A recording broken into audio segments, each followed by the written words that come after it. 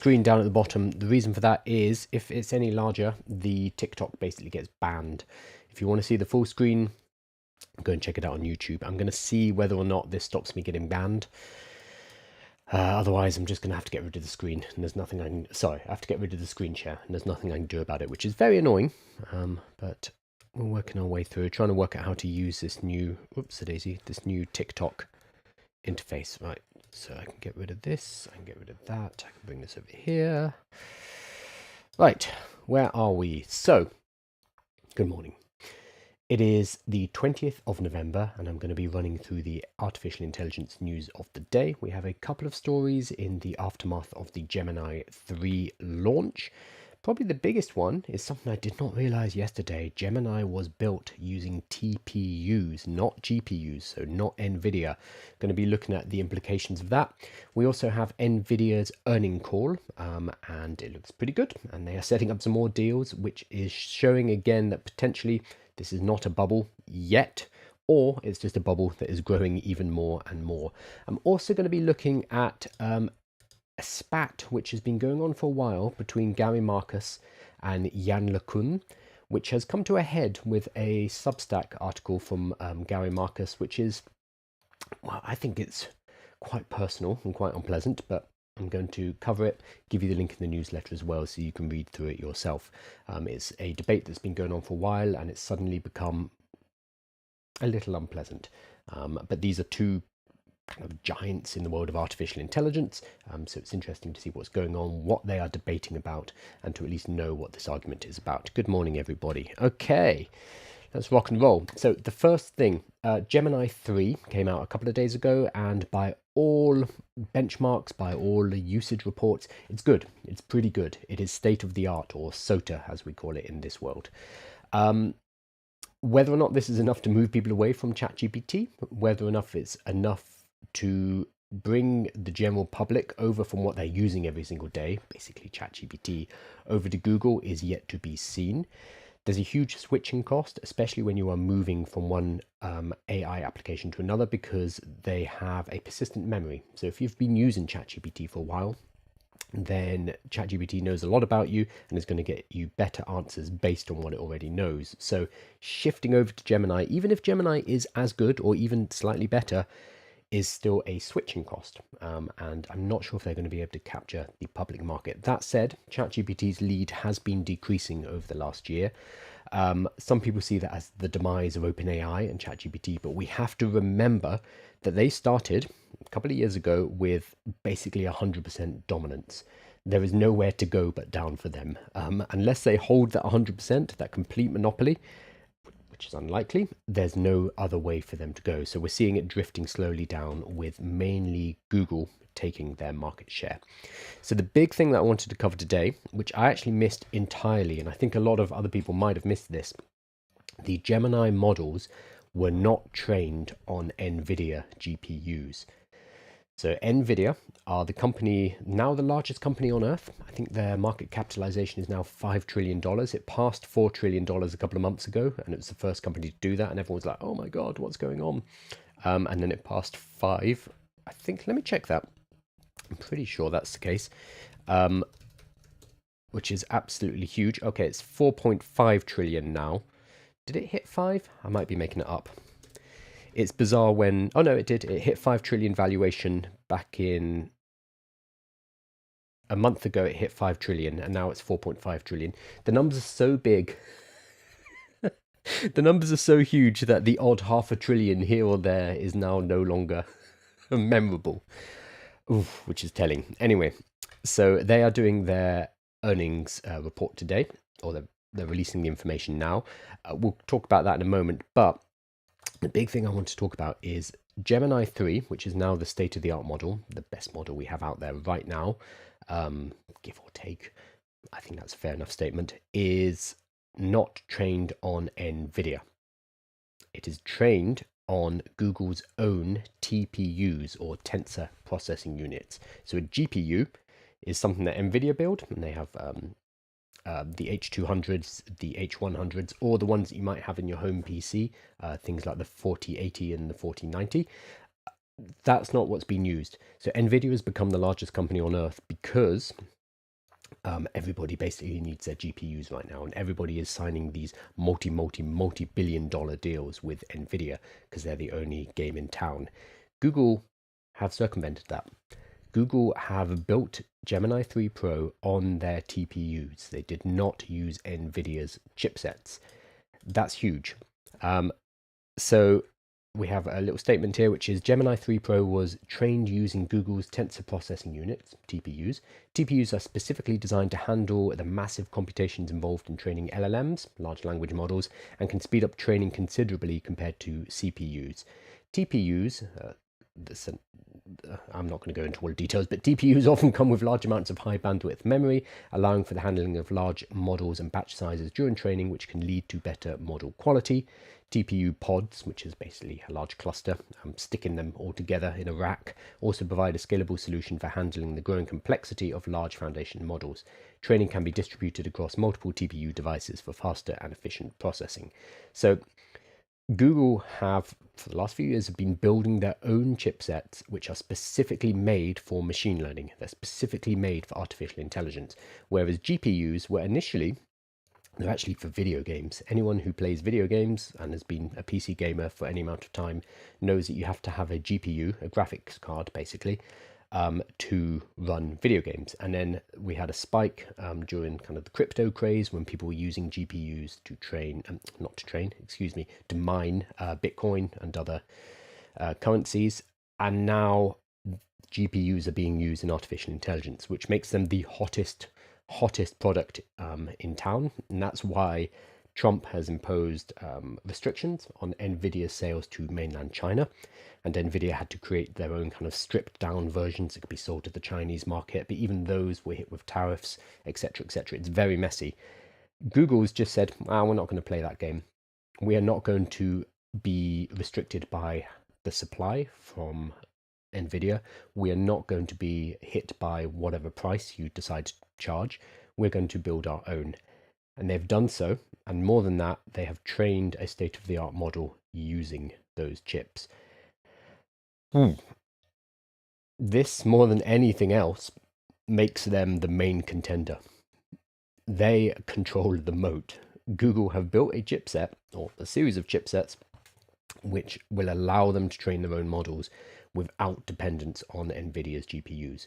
While everyone else, including OpenAI, the creators of ChatGPT, are basically begging, scraping and pleading Jensen Huang, the head of Nvidia, for more chipsets. Please keep building, build faster. And they're also investing, and as you see these circular investment diagrams with ChatGPT saying to Oracle, we're going to spend this number of billions, and then Oracle go to Nvidia and say, okay, we need to order this many billion dollars worth of GPUs, and then Nvidia invests into OpenAI because it knows that they're going to be using the GPUs. You get this whole circular economy, which is a bit worrying. Instead, Google is saying, no, we're going to bring that all in-house, and we're going to own the vertical. We're going to own the supply of these processors.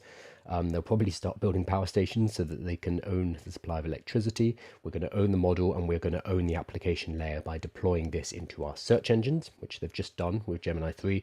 We're going to deploy it into Google Workspace. We're going to deploy it into your software and bring it to you into your Android devices. So Google, because of this layer, owning the TPUs, training their own models on their own hardware, on their own TPUs, is something I missed yesterday. And this changes the game entirely. And this is something that I think a lot of people have missed, not just me. This is huge, really huge. Loco saying, getting a GPU in the first place would be nice, yeah. So GPUs are really hard to get. I want to build a gaming PC. I haven't had a gaming PC for like 10 years now, and I'd love to build one again. But buying a 4090 is, how much is a 4090 now? So overclockers at Nvidia GeForce 4090 is £2,200, and that's on pre-order, so it's out of stock. And the other ones are £2,600 out of stock. 2,200 out of stock. They're really hard to get, and they are not cheap. They are incredibly expensive. And remember that when you are building a data center, you're not buying 4090s, but you are buying masses of these these graphics cards, these GPUs, and they cost a huge amount of money. And this is why Nvidia is worth so much money, because they are pretty much the only game in town for building these. There are other companies, but it's theirs to lose. They're almost a monopoly. Yeah, trying to get a GPU right now is impossible. It has been for years because of crypto as well.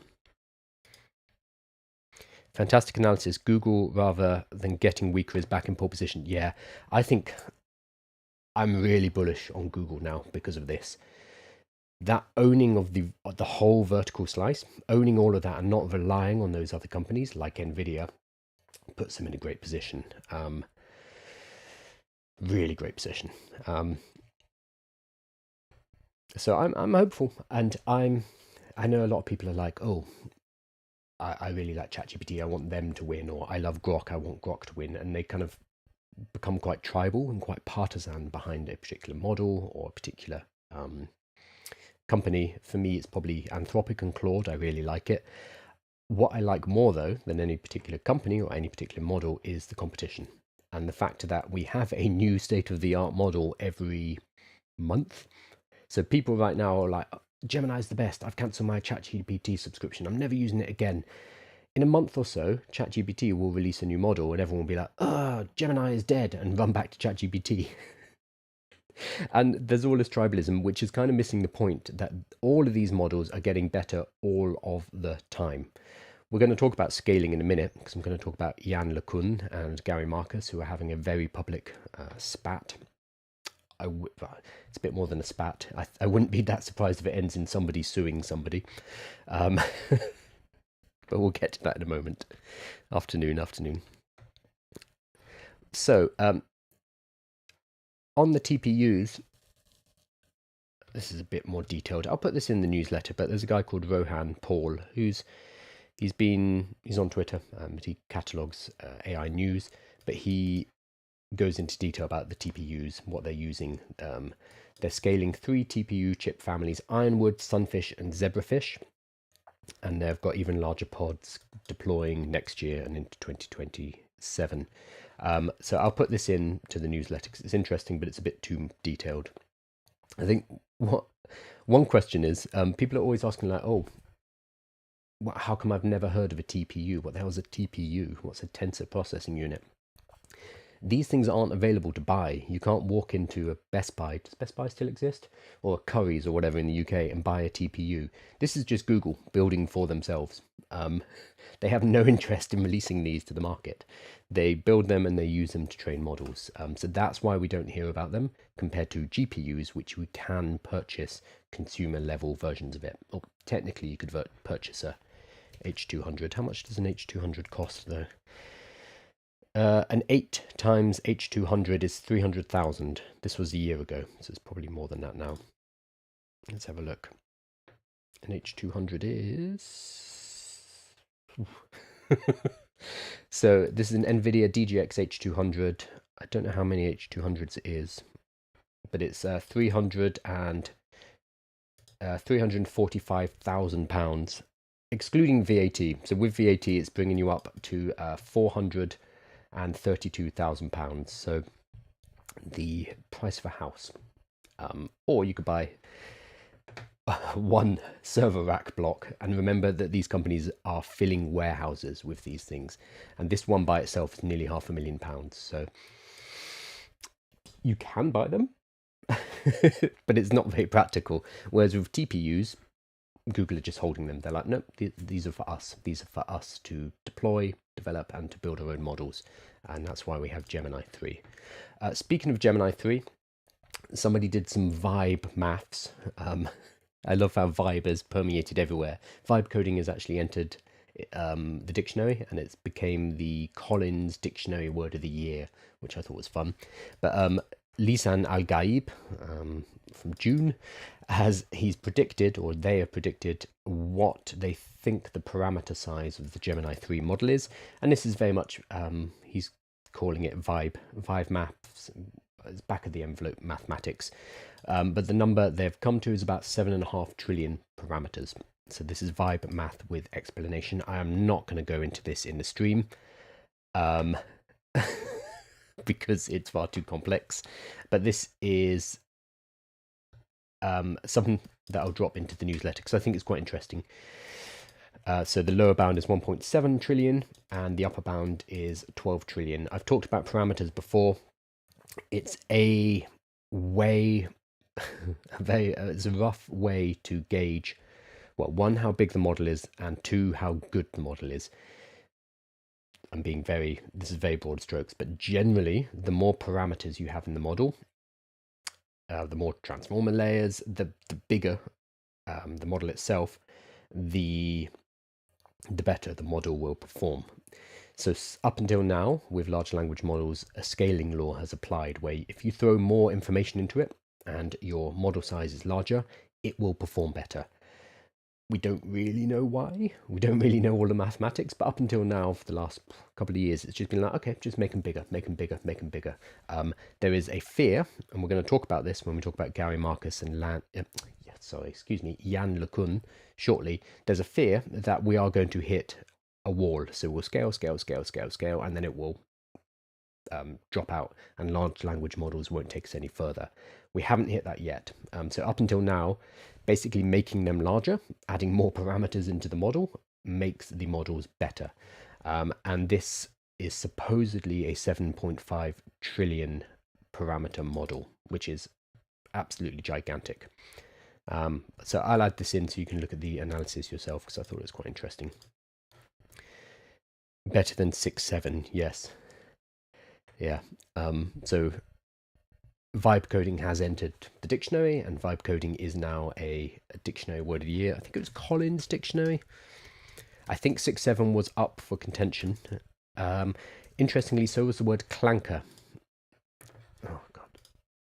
So vibe coding. The Collins word of the year 2025 is vibe coding. Vibe coding, an emergent software development that turns natural language into computer code using AI, has been named Collins Word of the Year. The term was popularized by Andrej Karpathy. I thought he coined it, but okay.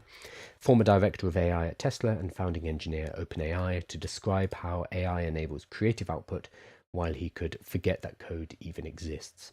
So that is the word of the year, and it beat aura farming, biohacking, broligarchy, clanker, so an anti-AI word, interestingly, coolcation, glaze, Henry, micro-retirement, task masking. Okay, 6.7 was not up for contention this time. I need to be careful saying that, just in case my chat gets raided. 6.7. Cool, let's hop along to Nvidia. So I've been talking about the fact that Gemini 3 was not trained using Nvidia chips, which is a huge deal. Pretty much the only state-of-the-art model that has been trained using something else. Everything else has been trained on Nvidia. We have this very interesting photo the other day from Greg Brockman, who is the president, yes, president, I have to get this right, of OpenAI. And it's a picture of Greg Brockman, his wife. The guy on the left is, I forget his name, but he's like the head of AI at the White House. Oh gosh, I should know his name. David Sachs. Is that him? Shows how much I know about. Yeah, that's him. David Sachs. He is the White House AI and crypto czar. Okay. And you might notice Greg Brockman is standing next to Elon Musk. Most people are commenting on Musk's absolutely wild shoes. But if we go to the right of Elon Musk, we have Jensen Huang, the head of Nvidia. So this is a very interesting photo because we have OpenAI, we have Elon Musk, XAI, and we have Jensen Huang all posing together for a photo. Oh, and the head of the White House's AI and crypto czar. So fascinating photo. Most people are talking about the shoes. But I think this photo, what this really shows is Jensen Huang and his power right now. So Jensen Huang runs Nvidia, and they are doing their earnings. Let's see if they're out. I think they're out a bit later. I don't think they're out yet. So Nvidia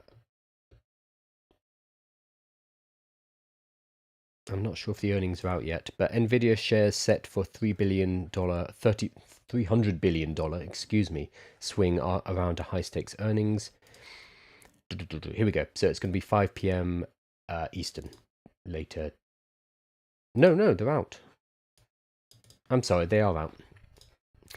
So we do global tech stocks rally after Nvidia earnings bolsters AI bulls. I should have read the headline. So Nvidia have reported strong earnings. Nvidia again are the kind of number one game in town in terms of making GPUs. GPUs are pretty much the only way to train your large language models, except for, as we just saw, Gemini 3 trained on TPUs. So that is a chink in the armor for Nvidia. But I think that news is not yet disseminated, or is not yet widely realized how important that is. So Nvidia is still basically the underlying company, the infrastructure company for all of artificial intelligence. So global technology stocks advanced on Thursday. That is today. We're Thursday now. After Nvidia reported better than expected chip sales, reassuring investors on artificial intelligence demand amid growing concerns of a bubble. So the thought was, if the chip sales had started to soften, then it shows that there's less appetite for building these models, because maybe OpenAI, etc., are realizing, ooh, we need to cut spending because we need to actually make some money here. That does not seem to be the case. Everyone is just throwing more money into chips. So US stock futures pointed to a rally when Wall Street opens, so that will be later today. Contracts tracking the tech-heavy NASDAQ 100 were up 1.4%, so these are futures. So betting on what's going to happen when it opens up, while those of the S&P 500 gained 1%. Nvidia's share price was up 4.7% in pre-market trading. So again, when the markets open later, there'll be an expectation that it's going to be bumped. So it's going to be a very busy market today. I'm not giving any financial advice, by the way, nor should you listen to me if I do. I do own some Nvidia stock, so as I'm sure lots of you do. So, Nvidia's results seen as a test of investor sentiment in the AI sector, because its chips power large language models such as OpenAI's ChatGPT, but not Google Gemini 3, steadied the tech sector after a sell-off in recent weeks that came as investors grew wary of valuations and huge capital expenditure on chips and data centers. Yeah, so it's a very valid concern. There is a lot of money being pumped into AI right now with no real returns in sight, and certainly no profits. So with startups, with tech companies, that is not abnormal.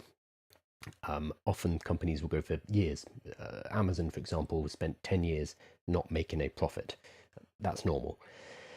However, because such a large proportion of investment is going into artificial intelligence, it's putting a lot of money on one racehorse, and if the revenues and the profits do not start to show in the next couple of years, then the investor sentiment is going to sour, and we could see a downturn, we could see a collapse. And because so much cash has been thrown at these companies, that could be catastrophic. We're talking like 2007 levels of catastrophic, or dot-com crash levels, which will be unpleasant. And we have to remember that there are good investments and there are bad investments. There's money being sent into companies that might actually win. Like if somebody reaches AGI, it's going to be a good financial bet. Or if you're putting money into something like Nvidia, who are actually selling something, they are making huge amounts of profits because they are selling to the AI companies. That's potentially a safer bet. But there are also going to be bad investments in the sector because AI is huge. There's going to be a lot of vaporware. There's going to be a lot of people who are raising money based on hopes and dreams. Mira Murati recently, her thinking lab, they've got a valuation of, I think, 50 billion. They haven't really released anything. They don't have any plans. There's no business there, but they're worth huge amounts of money based on promises. So we need to be really careful because so much of the economy, Western economy, is now seated on this one sector. And unless it shows some kind of returns, it's going to be extremely messy. And you can say this, I can say this even as somebody who is pro AI, because we have to differentiate the technology, which is being used and it's very valuable on a daily basis, from the investment. So you can have a financial investment bubble without it necessarily being a technological bubble. And I think the internet is probably the best example of this. in the late 1990s into the early 2000s, a huge amount of dumb money was spent on internet stocks, which didn't make any sense. Like pets.com is the ultimate example of a company that just bought a domain name, didn't really have a functioning business, and then just hemorrhaged money. But because it was a .com, because it was internet first, it was, online, people just threw money at it, and then they lost their shirts because it was not a good business. That it could happen again. That will very likely happen again. You need it to be a solid fundamental business first, and then AI just adds to that. AI itself is not sufficient. It needs to be a good business. But out the back of the .com boom and the .com crash, yeah, all these companies got absolutely demolished. Fortunes were lost, houses were lost, people were sent into poverty. We had a recession. It was horrendous. But we had the internet. So the technology itself was not affected. The technology kept going. The technology is now one of the most important technologies we've ever invented. Life before the internet was very, very different. Not necessarily better, but very, very different to how it is now. I think we're in a similar situation here where artificial intelligence will be fine. It's a very valuable tool that is now being used by a massive percentage of humanity, not because of the hype, but because it's useful in the day-to-day. That doesn't mean that the financial investments are safe, and it doesn't mean that we can't have a crash and a recession off the back of this. It just means we'll have a crash, we'll have a recession, we'll have a correction, whatever it is, and then we'll continue to use artificial intelligence in the same way that we still use AI. And there will be a few winners, probably Google, who will come out of this relatively unscathed and dominate. But we will probably have a correction.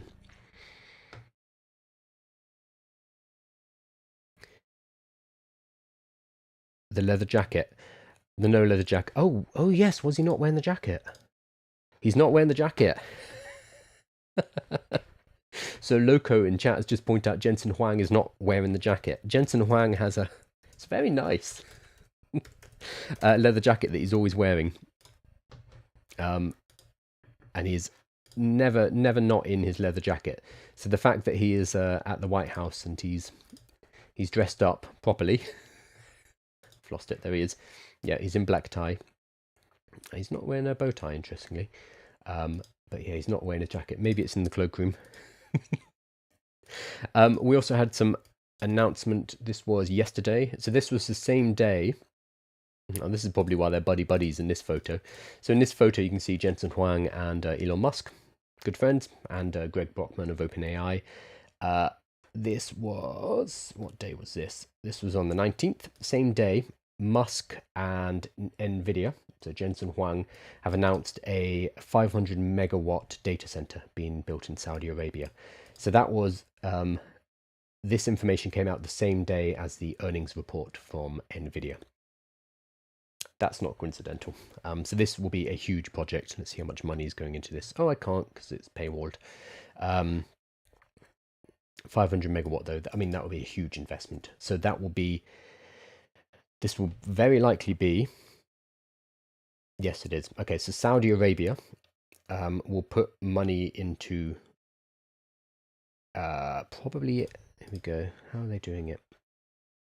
And the money will be moving in a special way. So Elon Musk said his XAI artificial intelligence startup plans to develop a 500 megawatt data center in Saudi with the kingdom's state-backed AI venture Humane that will rely on chips from Nvidia Corp. So I imagine the Saudi Arabia investment fund will be putting some money in. Elon Musk will be putting some money in. Nvidia will be building it. Nvidia may, as they keep doing it, might even take a stake or buy a portion of XAI. This is what they've been doing with OpenAI, is investing their money back into the AI companies. So I'm sure all of this money will be moving in a tight little circle between these parties. But this came out the same day as the earnings report for Nvidia. So this will help pop the confidence as well, because that's a huge project, 500 megawatts. Okay.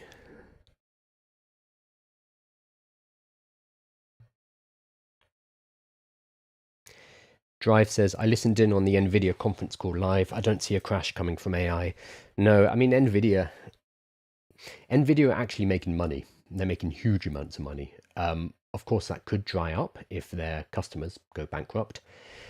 But right now, they are the ones who are actually making cash, whereas their customers are hemorrhaging money on buying GPUs from Nvidia and electricity bills, training bills, etc. So, yes, the party could stop, the music could stop, but at the moment, Nvidia is making a lot of money, which is why they are worth $4.5 trillion market capitalization.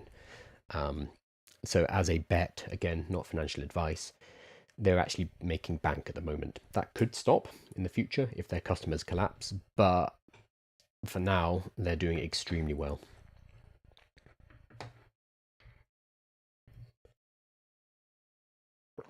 Good morning, Lyra, or good afternoon, Ethan. Okay, coming back to Greg Brockman. So he's the president of XAI. XAI, I'm sorry, Greg. OpenAI. It's that photo of you with Musk. Don't leave, stay with OpenAI. Sorry, Greg. So yesterday, ChatGPT, there's a new model.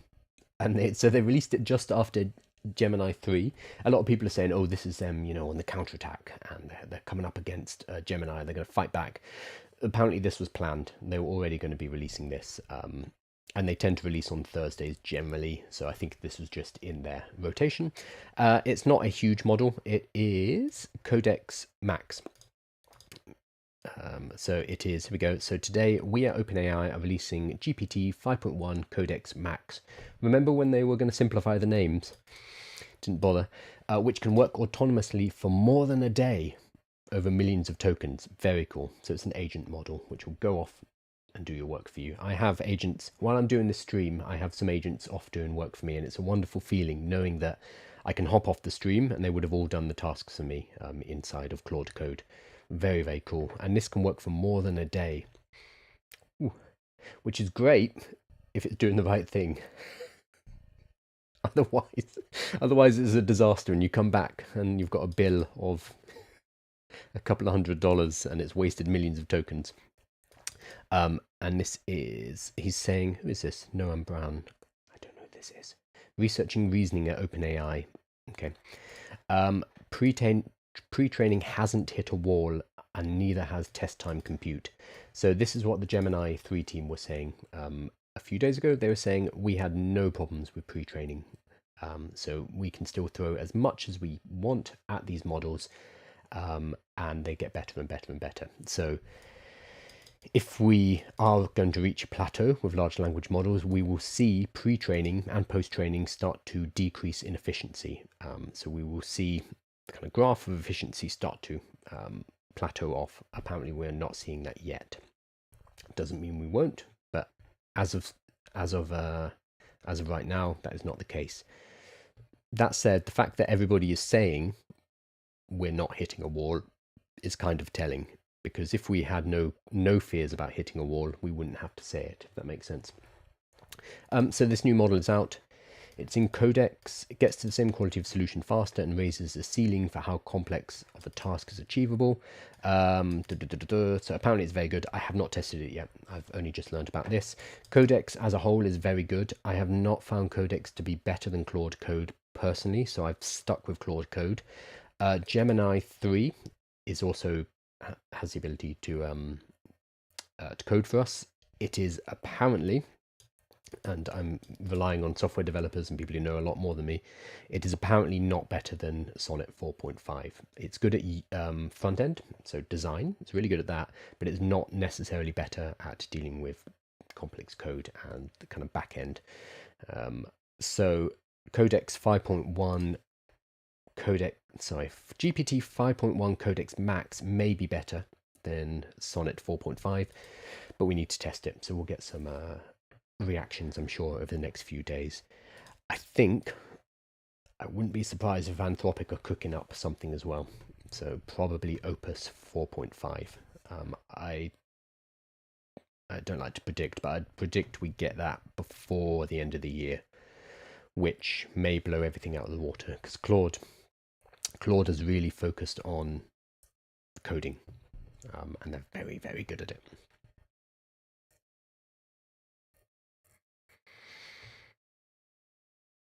This should just be GPT 5.2. So I think this is specifically for coding. They're in this problem again where, remember when they released GPT-5, that disastrous release? With GPT-5, they were like, we're going to simplify this and we're going to have one model, basically, and then we're going to route you to who the model you should be using under the hood, and you don't need to worry about it. Did not work. The power users like, what the hell? Give me back control. The people who wanted 4.0 were like, I hate this. I just want 4.0. Let me select 4.0. So they went from, I mean, let me pull it up. It is mad. They went from two models. They had GPT-5 and GPT-5 Thinking, I think it was called. I forget exactly. They've now gone to GPT-5 Auto Instant Thinking, GPT-4.0, GPT 4.1, 03, 04 Mini, and these are just in the GUI. And then they have even more. They have the codex models and even more, like 4.2 as well, in the API. So it's proliferated once again, unfortunately.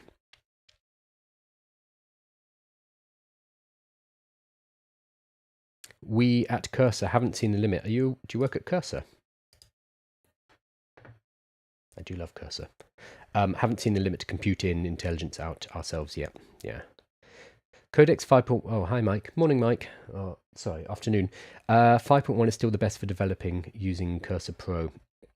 Okay, so what I'm doing is I'm running Claude code in a terminal inside of Cursor. Sorry for people who are in chat and have no idea what we're talking about. Basically, with vibe coding and AI augmented coding, there's a whole bunch of different ways to do it. There's a whole bunch of different tools, and it kind of depends on your level of familiarity with code. I'm not a coder, I'm not a software developer, so caveat to that. But the one that I recommend people start with is something called Lovable, because when you go there, it just looks like ChatGPT, but unlike ChatGPT, it will build software for you and it will allow you to deploy that software. So Lovable is very, very simple. I was at the Lovable offices a couple of months ago, and as part of their Lovable Shipped competition, and I met some of the people who had won the competition. One of the ladies, she runs an English school, helping kids learning English, and she wanted to vibe code something. She wanted to build something herself after spending tens of thousands of euros on developers who didn't deliver. Somebody said, oh, you should try out vibe coding. She booted up Cursor for the first time, and she was like, oh, I can't use this, and panicked and moved away, because Cursor looks like a development environment. It looks like what you'd expect for like coding, for writing code. Yes, it has a chat panel in the side, but the kind of interface and everything is very user unfriendly if you've never coded in your life before. So she used Lovable instead, which is literally a chat window, and you have a chat with it back and forward, and it previews for you. So I highly recommend Lovable to get started if you've never touched code before in your life, because it gives you more abstraction away from the code. You don't need to see the code itself. You can, but you don't need to. And then the next step up from that is looking at Cursor. Cursor is initially incredibly intimidating looking if you've never coded, but watch a few videos, read a guide or so, one or two guides, and you'll very quickly realize, like, oh, it's kind of like Lovable, it just looks less friendly and it gives me more power. And then from there, you can look at things like Claude Code, which is, you've probably heard of, even if you don't vibe code, is kind of the powerhouse right now. And then there are alternatives like Codex as well, which comes from ChatGPT. But by that kind of point, you can mess around with the different models, you can try things out, see what works for you. Because a lot of it is relatively subjective. We get these benchmarks, the software engineering bench, for example, which says, oh, this is the best at software engineering, this is the best at building. But then it gets into the hands of actual people, and you see this on Twitter, and people are like, no, it's rubbish. So even if it does well in the benchmarks, Grok in particular did really well in the benchmarks, and then people started to use it, and they're like, how? Like, what happened here? This isn't very good. But that comes later. So if you are interested in vibe coding, check out something like Lovable, Bolt, Replit, or Base 44. They're all good. They're all pretty similar. I personally recommend Lovable, but try them out, and then you can move on to Cursor and you can look at Claude Code, etc. But start with simple.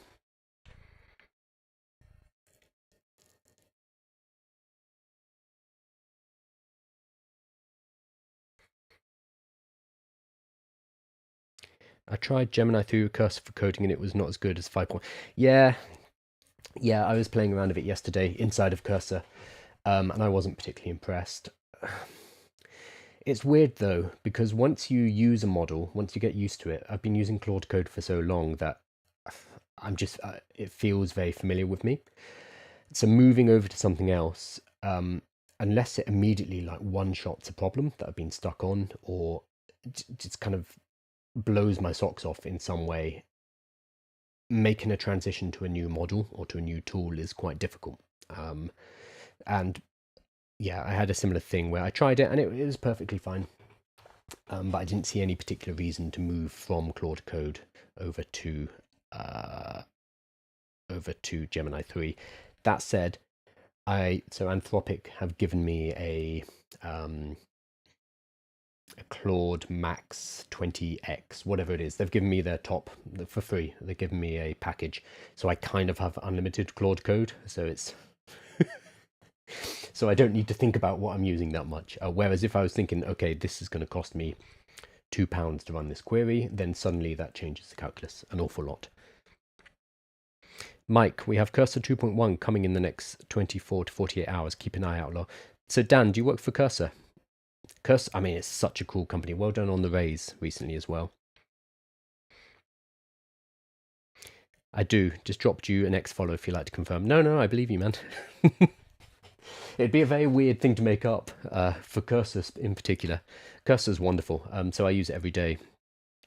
Do you use Cursor yet? Who, me? Please let me know why you're using Claude Code versus Cursor. So I use Claude Code inside of Cursor. So I open up terminals.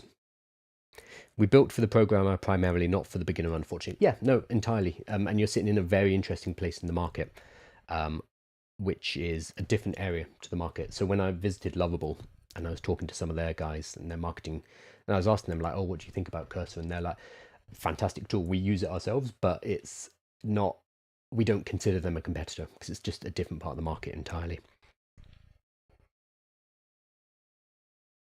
I'll drop you a bunch of free Cursor credits if you want. I mean, that's always great. I'll never say no to free credits. You know how to to get to my heart. We're still working on the Gemini 3 harness and Cursor. It's quite new versus how we built around the other models. Really? Oh, okay. Is it very different to Gemini 2.5? That's fascinating. Any word about Manus AI? Is it worth buying credits? I haven't used Manus for a while, honestly. So Manus was really good because it was one of the first kind of consumer products that had agents in it. So you could set it off and it could do research tasks and it could manipulate your browser. That modality has come to many of the other models now. So ChatGPT has an agent mode. ChatGPT has Atlas, which has an agent mode as well. So because agentic modes have been added to most of the other models, that's made Manus's unique selling point kind of a little less useful. So I haven't used it for a while for that reason. It's a bit like Perplexity. Perplexity, when it first came out, their big thing was, oh, it's going to source all the information, so you worry less about hallucinations. Really cool. So initially when that came out, I could recommend Perplexity to people because it would give you 20 or 30 sources and say, this is how we know that the information I've researched is true. That was a unique selling point for Perplexity back then. Now, Claude, ChatGPT, Gemini, Grok, yeah, even Grok has it, have like a deep thinking or a research mode or some kind of mode that means it's going to be a bit more careful. It's going to go and find sources and then it's going to reference the sources. So suddenly Perplexity's like uniqueness was kicked out. I find that's kind of similar with Manus. That said, I haven't used it for a while, so I need to go and check it out.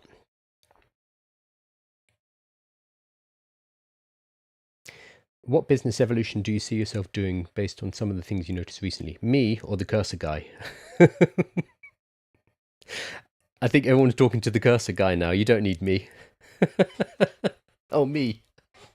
Perplexity Pro is almost no longer relevant. I barely use it now personally. Yeah, Mike, I agree. I have it.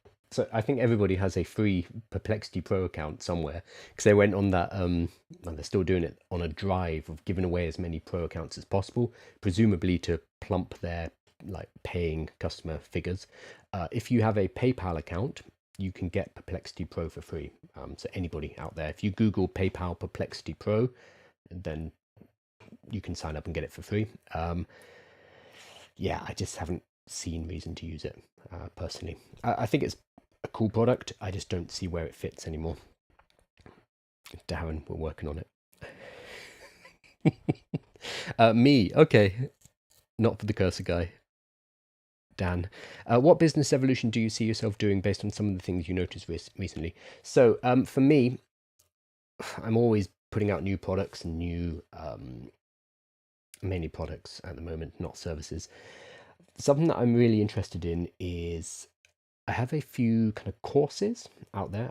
If you go to my website, aiwithkyle.com, I've got like 120 playbooks, which are guiding people through step by step, like how to deploy AI for marketing or social media accounts, or how to put together a business plan. So it's kind of AI entrepreneurship using AI to help start and grow businesses. It's all written content though. So I wrote over 400,000 words in a year. I think it was something mad. What I found increasingly is that, and this sounds silly, I'm sure lots of people know this, people don't really want to read or watch videos or study that much anymore. It's when I sell courses to people and it's like, oh, here's 12 hours of content for you. That is no longer a bonus. That's not like, oh, that's extremely valuable. Because what people do, and I'm sure you guys have done it yourself, is you sign up for a course with the best intentions and then you just don't do it. You're like, oh, cool, signed up, great, I'll get to that later. Never happens. So what I'm really interested in is education using AI tools. So basically still writing a course, still creating videos, but then building an AI that can help people actually to work their way through it.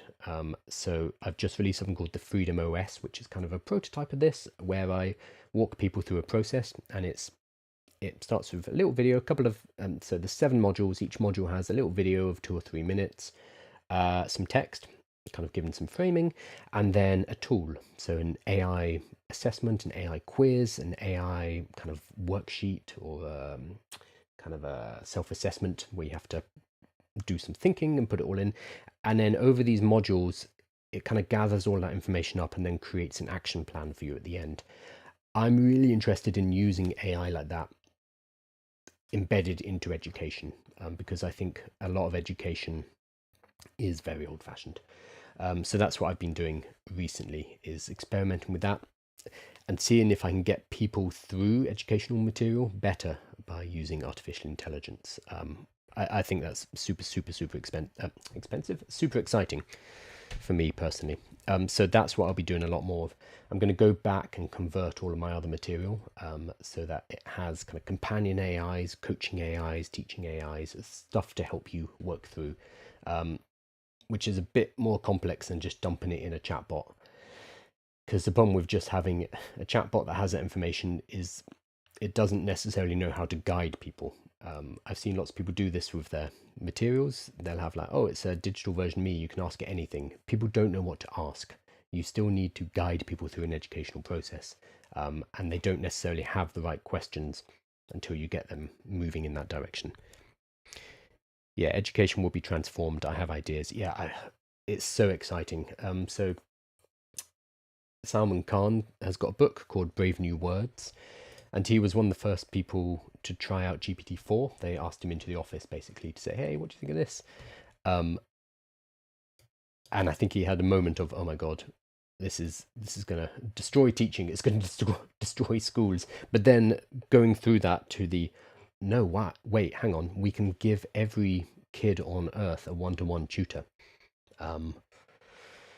Which is so cool. We can, because a lot of the problem with education right now is that we have 30 kids in a room, and how the hell is a teacher meant to accommodate for all of those different kids' needs? Make sure they're all up to date. Like take something like mathematics, for example. If you miss out a basic element of mathematics. Everything else is built on top of that. It's accreted on top. So if you're missing this one little element, I don't know, ratios or whatever, then suddenly the bits above it are complete mystery, and you start tuning out in the lessons because you're like, I don't get it. And then that means you've got more missing gaps, and then it continues. If we have one-on-one tutors driven by AI to supplement the teaching, to supplement, the work of a teacher, it's such an exciting possibility. So I'm focusing not on kids, but on people who want to start businesses. But I think kind of the use of AI is global and universal. Right, I'm going to hop over to this. It's a weird one. I'm almost at an hour, so what I'm going to do, which is probably the right thing to do, I'm not going to get into this. I'm not going to take sides, but I want to flag it up because I thought this is a really interesting story conflict. So there's a guy called Gary Marcus, who you might know. He's on Twitter in particular. He's got I really like him. I use him as my kind of skeptic. I have people that I follow who are talking about the future and all the exciting things we can do with artificial intelligence, and we're going to hit AGI and we're going to change the world and singularity is here. Sure, there's those people. Lots of it's hype, lots of it is positive optimism, which actually drives us forward. Then you have Gary. Gary Marcus is he's kind of a researcher, but he's very skeptical. And he's skeptical in particular about large language models. It basically says LLMs will not take us to AGI. Absolutely not.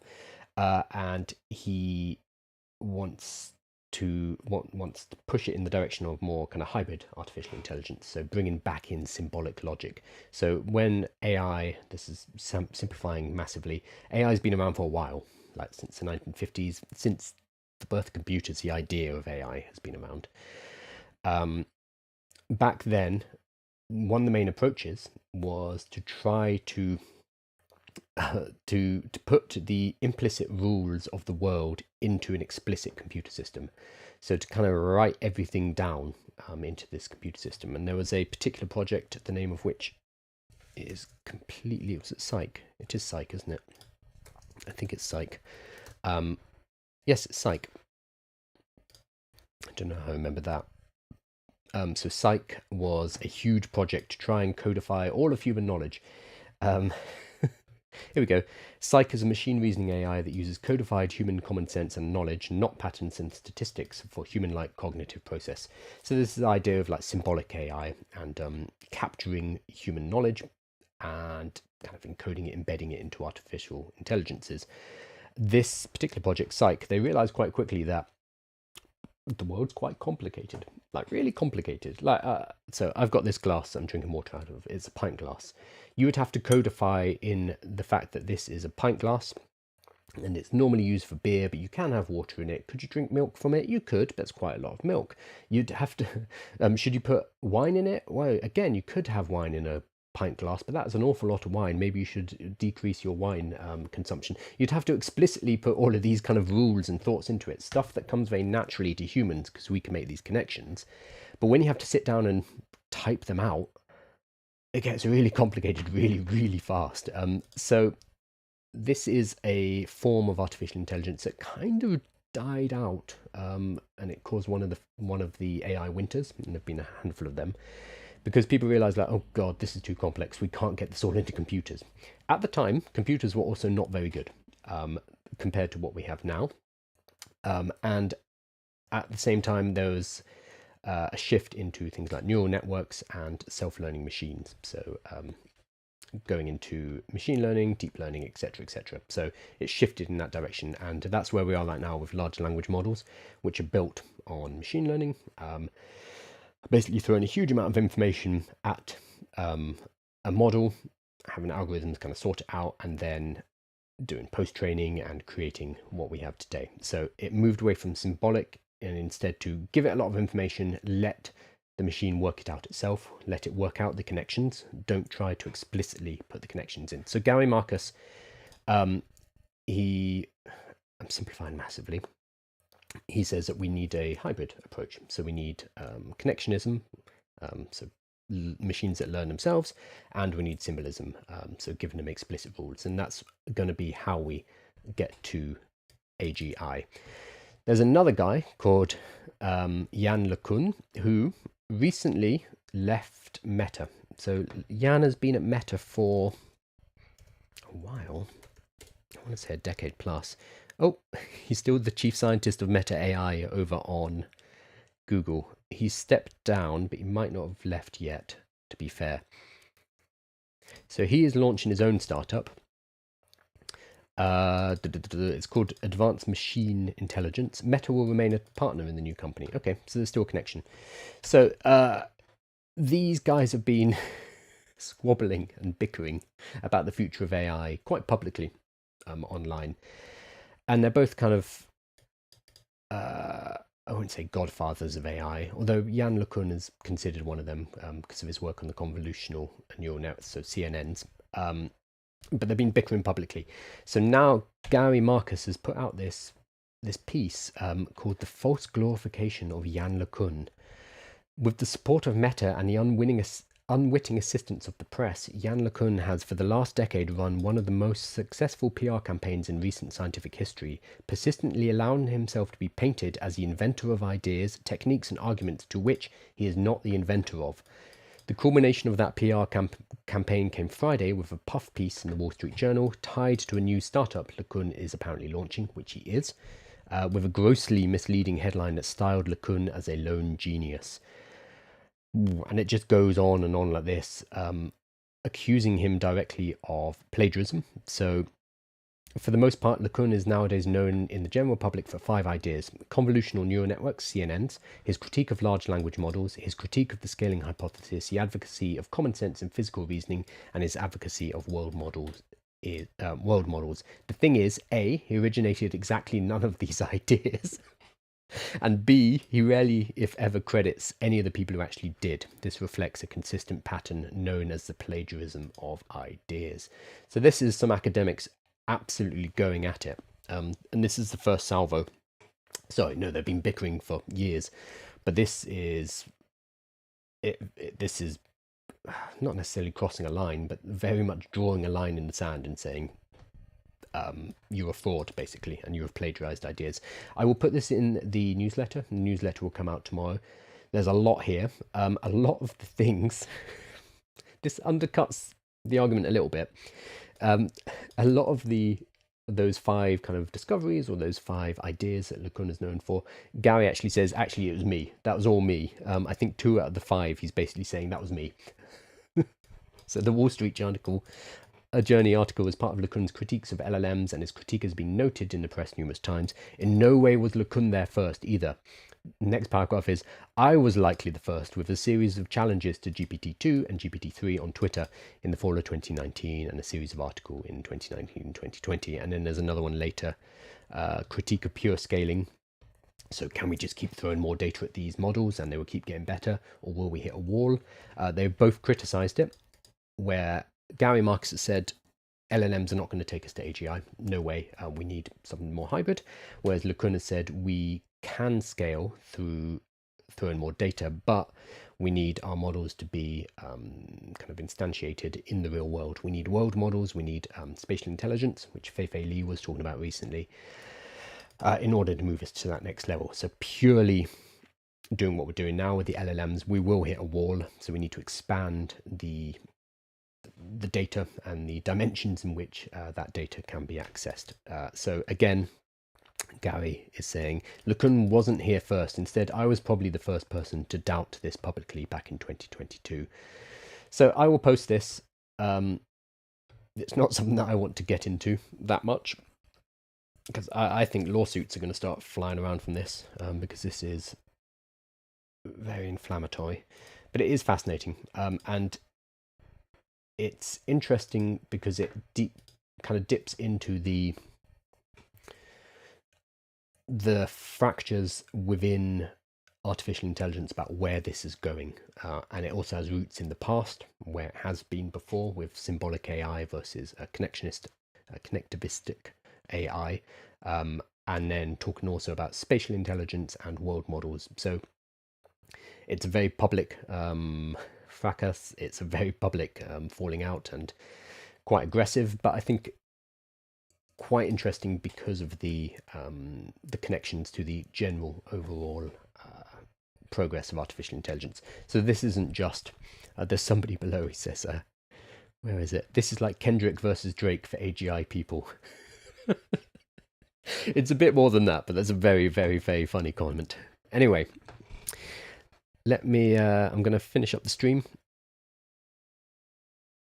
Let me just pop through any things. Actually, I'll finish up on YouTube first. Thank you so much, everybody. Let's see. There we go. So today we covered the fact that Gemini 3 is built using TPUs rather than GPUs, which is a chink in the armor of Nvidia's seemingly unassailable lead in the market right now.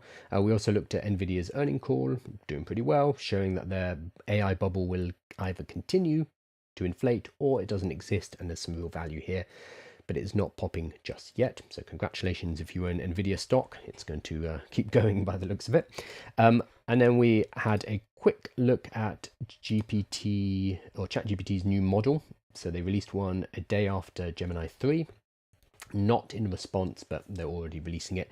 It's relatively niche. It's for people who are coding, but it's a new coding model, which again kind of highlights the fact that Gemini 3 is apparently not very good at coding. So they are still falling behind in that particular area, which might limit their ability to gain a foothold in the early adopters, which might then mean it doesn't trickle down to the general public. Maybe.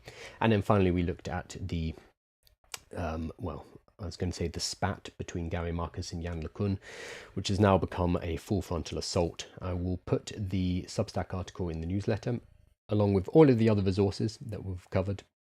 And the newsletter comes out every single day at 8 a.m. UK time, has a written summary of what's been covered, as well as links to the videos. Over on YouTube, you'll find this live cut up into its individual sections, edited, tidied up a little bit, so you can directly go to where you need to go.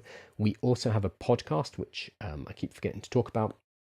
And I checked the analytics the other day, and about 1,000 people are listening to it. And I was like, oh, okay, if you sure. I wouldn't listen to myself on a podcast, but yeah, I guess I'm not the intended audience. So there's a podcast, it's on Spotify, it's on iTunes, and thank you. Somebody has been badgering me quite correctly in the YouTube comments saying, can you please add to YouTube Music? It should now be in YouTube Music. I hope we've managed to do that for you, and sorry that it's taken so long to get that done. And please subscribe to YouTube. We are on our way to 10,000 subscribers. I think we're at 9,100 something, so we should be there relatively soon. So please subscribe, because it really helps us to get to 10,000 and for me to feel good about myself. That's a decent reason, right? Great, awesome. I will be back tomorrow morning. I'm going to try to do early. My internal clock has shifted entirely. I'm waking up late and working late into the night, probably because it's pitch black outside, unfortunately. But I will try to get here for 10 or 11 tomorrow. Cool. Thank you so much, everybody, and see you soon.